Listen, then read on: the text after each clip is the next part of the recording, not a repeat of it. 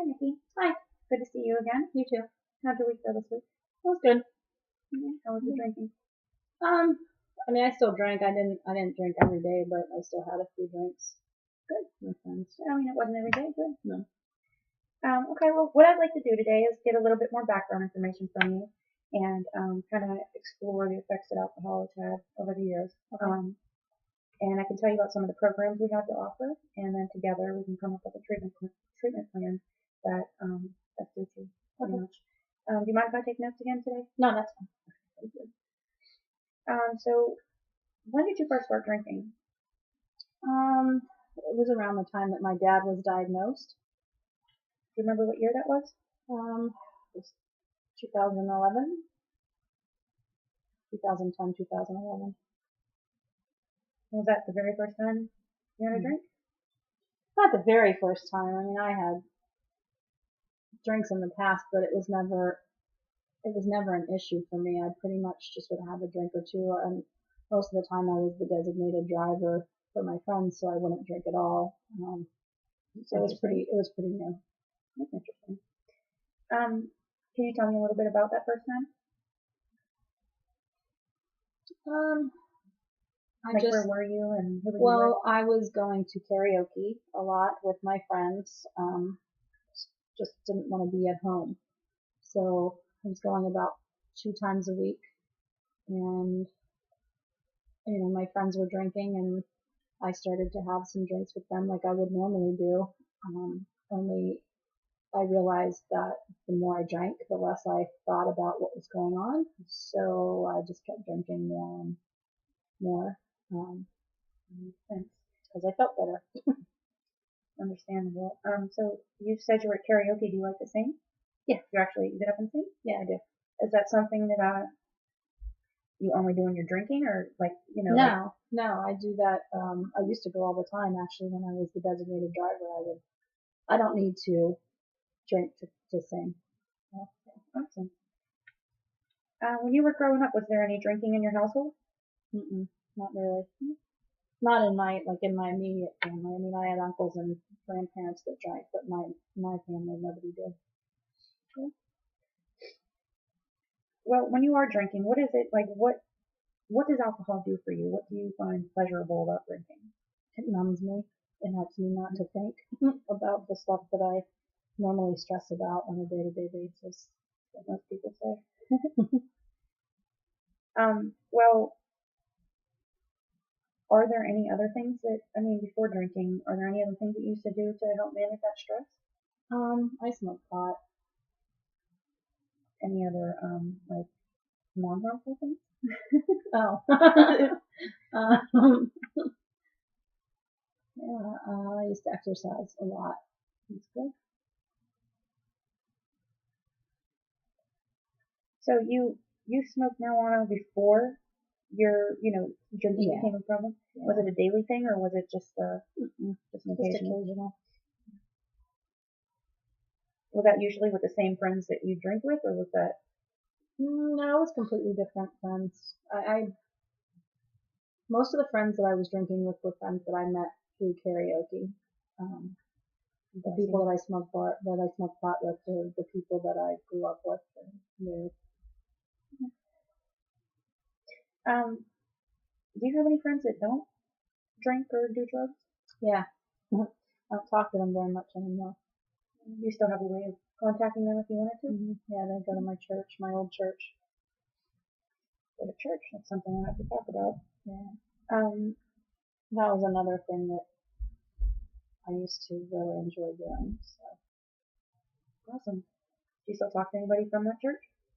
So I do on occasion, but it's not like I used to. I used to be pretty involved. I sang on the worship team there, and I talked to, I served on a lot of different committees there, and just, was really involved, and I had a lot of friends there. But yeah, when my dad got sick, I wasn't going as often, and didn't really hear from people as much as I thought I would. So I think that's where I turned to other things and just kind of lost touch. Would you be interested, like, or I don't want to say you don't have any, like resentments or anything. Like you'd be open to going back to that environment, like you. Yeah, I mean, I'm open to it, but I hesitate because I just feel uncomfortable. I'm not sure how people would respond to me. I'm sure real friends would be pretty open about welcoming you back, but Yeah, I know they would. It's me. It's me. I feel uncomfortable. it's good that you recognize that. Do you ever find it difficult to have fun without alcohol now that you've started drinking? No, not necessarily. Um, I think it's just a thought in my head that I need to do it to have more fun because I really did have a great time. So, it's more habitual. Yeah.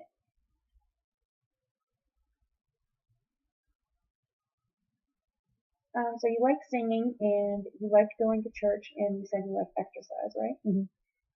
Okay. So those are some good, sober activities that we can definitely, hopefully get you more involved with. And, the more you incorporate those, the less, hopefully the drinking behaviors will happen. Um, are there any certain times, and I guess this question kind of answers itself because you mentioned about your dad, but, are there any certain times that you find yourself drinking more than others? And if so, why? And I guess, like, you started drinking when your dad passed away, but since then, has there been more times that Yeah, you drink more? when I'm feeling more depressed. Okay. Did you know that, you said you're still taking Prozac at our last meeting, correct? Mhm. Did you know that mixing alcohol and medications can actually worsen? It's not only dangerous, but it can worsen your depression. Yeah, I've been told.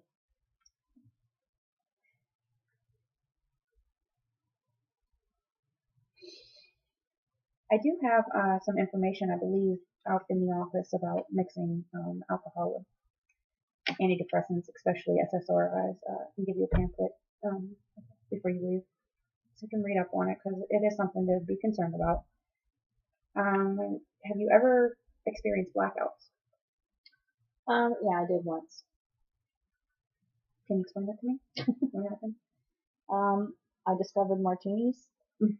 and I had 7 of them in under 2 hours. Wow.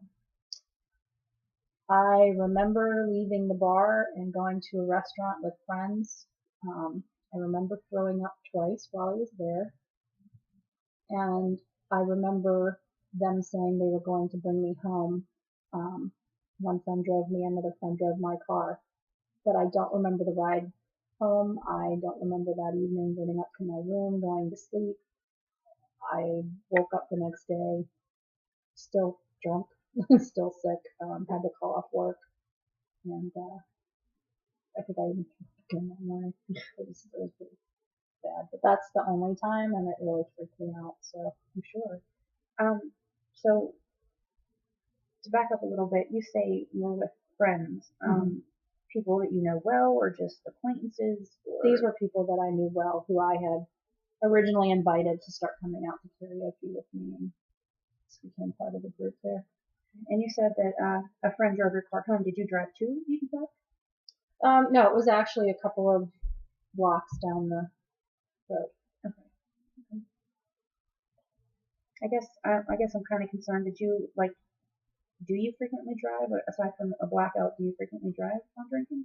I do on occasion. I mean, what I try to do is wait until, like at a certain time at night before I'm going to be leaving. I cut myself off and then I don't drink the rest of the night so that I know I'll be okay to drive home. But I know that that doesn't always happen. Like there are times when I'm still, Yeah, and probably not. the legal limit is, 0.008, and Yeah. DUI are pretty serious offenses. They're getting more serious, with jail time and some heavy duty fines and long-term suspension. So that's definitely something to be concerned about too. The other thing is with blackouts, you never know. It's bad enough being out in a club and not knowing if somebody can, spike your drink with GHB, the date rape drug, or anything like that. But if you're already getting to the point of blackouts, that would also make me concerned for any kind of sexual abuse or getting robbed or just even you black out, you fall and hit your head, you can have a concussion. Those are all things to be concerned about, which I'm sure you're aware of, but it's helpful to remind you Well, of those that was things. one of the other things that came up too, was just that I was a lot more promiscuous during that time, and it was one of the things that made me seek treatment, was just seeing those things happen. That's often the case with women, especially with what had happened with your dad. That's understandable, because now that positive male force in your life is absent, and I'm sure you really miss that. I'm sure you miss that male presence being there. Okay.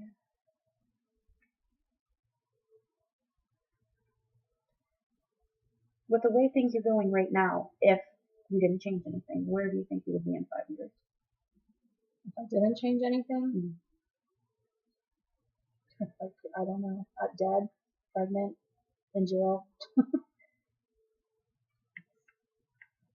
Those are some scary things. You never know where alcohol is going to lead you, and a lot of people, especially in the NA programs, a lot of people say that there's always those what ifs, like things that you say you'll never do, that each time you go back out after a relapse you end up doing.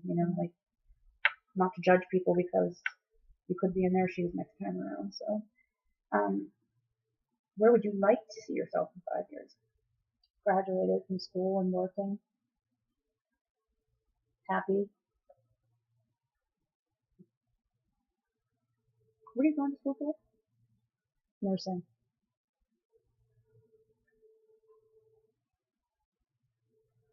How much longer do you have? A year. It's not too long. You'd be ashamed to do something to screw it all up now, right?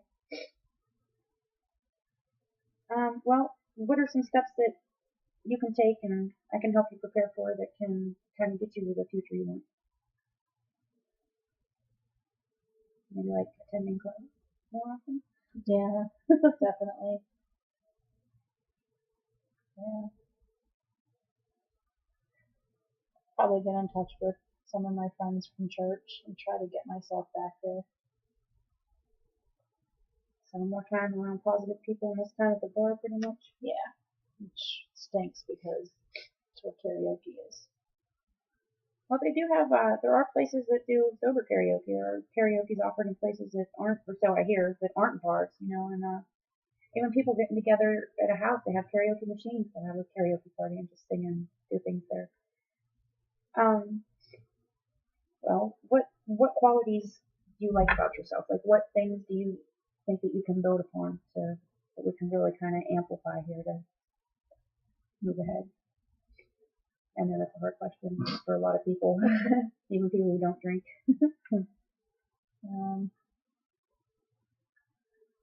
Would you say you're passionate? Would you say Yeah, I'm definitely compassionate?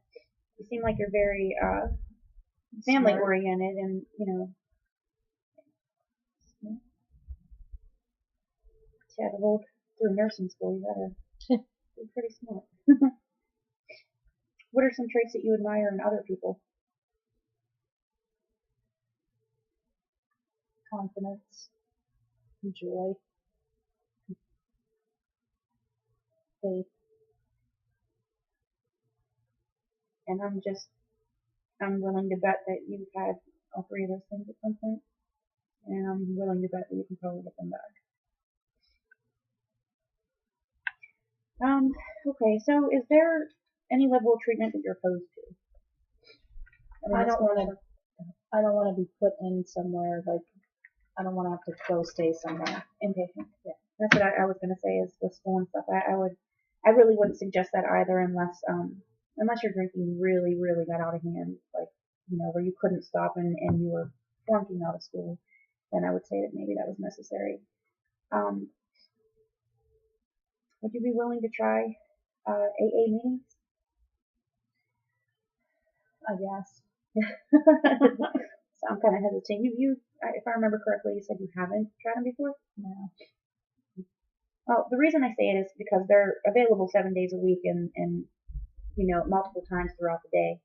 And there's even online meetings. So it's just, it's a good resource to have because of the availability. Like, if you feel like you want to drink, it's somewhere you can go almost immediately. And I hesitate because I have friends who have worked worked through the program and they're really not doing it doesn't do anything. So um, they're just ranking after they read the meeting. Yeah, there's some of that, but I mean, it has, supposedly it's the most successful form of recovery, and there are people there that have multiple years, and just from what clients say coming in, that AA is a little more mature and it's a little more spiritual based, which I think would be more to your liking than NA. There is a lot of riffraff, so I hear in NA sometimes. Not everywhere, but in some of the meetings, that's just what I hear. Um, so I guess that's it for the questions, and I'd definitely like to see you again, maybe next week around this time, if it's okay with you, same time. But between now and then, I would like to maybe do little homework assignments. More homework. Yeah. Try and make it a little simple for you. Do you think that you'd be able to try at least one AA meeting? Yeah, I mean, I'll try it. Okay, I can give you a list of the meetings out in the lobby too when we leave, but that's great. I think that that'll at least expose you to it and get it form your own opinion rather than base it off the experience of your friends. And I was thinking that we could integrate some positive sober activities into your life, like if you want to attend church or you said you like exercise, maybe go to the gym. Do you have a gym membership or anything? I do. Yeah, I haven't used it as much as I would like to. But, yeah.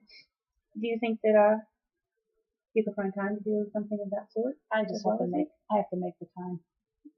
I think that church would be a good thing, and exercise as well, because that gets rid of a lot of that, that angst, and it can be when you're done, you have that peaceful feeling that I'm sure you've mentioned looking for. And I don't really want to push it, but I was just thinking, do you think it's possible to try and just try to make all your classes on time this week?